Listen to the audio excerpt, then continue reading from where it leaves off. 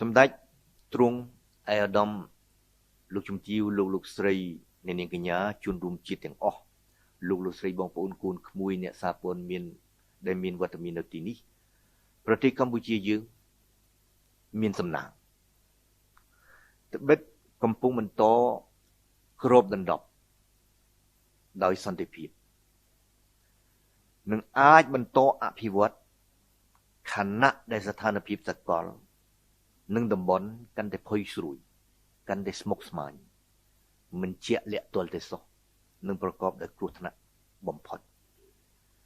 មាននៅគ្រប់ជ្រុងជ្រោយពិភពលោកភាពតានតឹងភូមិសាស្ត្រនយោបាយ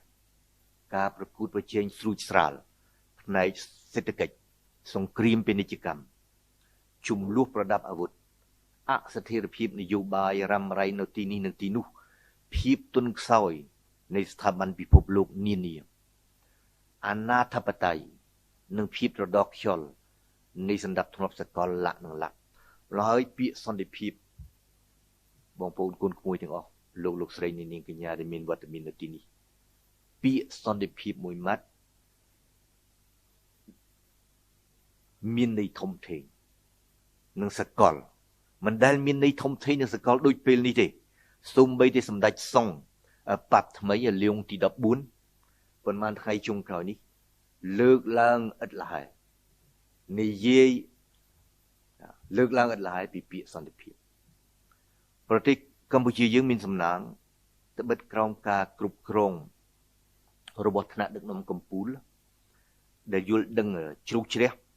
ភូមិសាស្ត្រនយោបាយនិងទំនាក់ទំនងអន្តរជាតិនិងដែលចេះដឹកនាំការអនុវត្តនយោបាយការបរទេសមួយ